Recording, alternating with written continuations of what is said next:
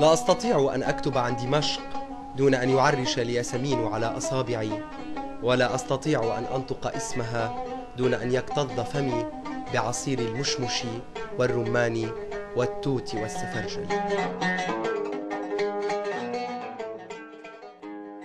في 21 من آذار مارس 1923 في بيت دمشقي عتيق تلفه روائح الياسمين والنارنج وبحرة تتوسط فرح مجيئه، ولد نزار قباني.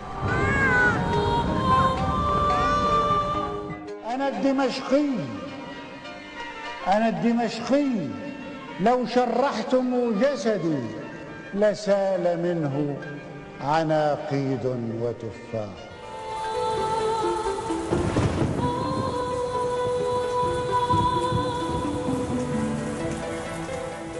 الولد الذي رسم عالمه الخاص كان يعيش في بحر من الألوان، يرسم على الأرض وعلى الجدران، يلطخ كل ما تقع عليه يداه بحثا عن أشكال جديدة.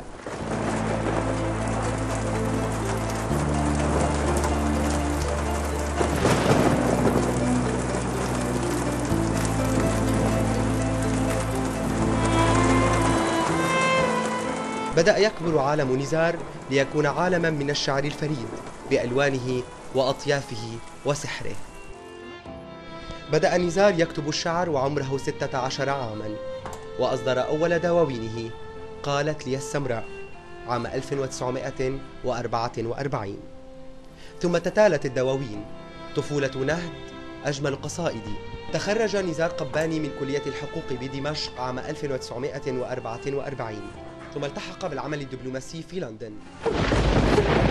طالب رجال الدين في سوريا بطرده من الخارجية وفصله من العمل الدبلوماسي في منتصف الخمسينيات بعد نشر قصيدته الشهيرة خبز وحشيش وقمر، التي أثارت ضده عاصفة شديدة وصلت إلى البرلمان.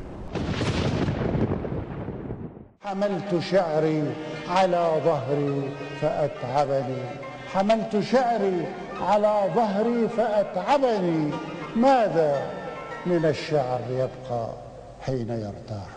لكن نزار كان يؤمن أن للكلمة فعل معجزة، واستطاع بشعره أن يغير مفهوم الحب والحرية، ويمنح الحرية للمظلومين والعاشقين في عصر كانت المرأة فيه مضطهدة.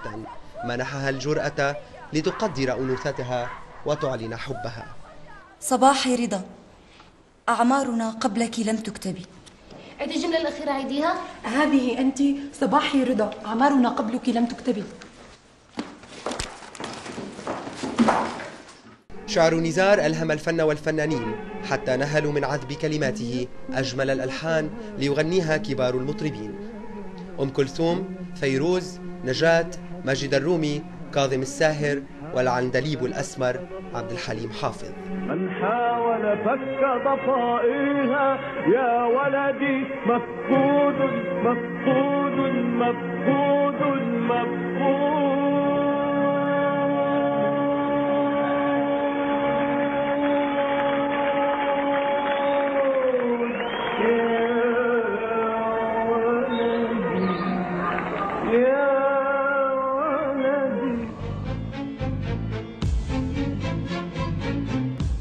بكت دمشق.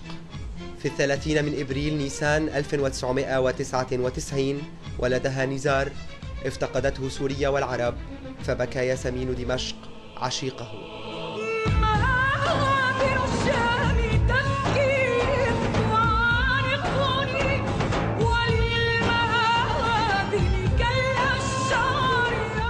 غاب نزار عن الدنيا تاركا خلفه أهرامات من الكلمات لن تنسى أبدا. هنا شذوري، هنا قلبي، هنا لغتي، فكيف أوضح هل في العشق ضعف؟ فمليون ياسمينة ننثرها لك نزار في ذكراك.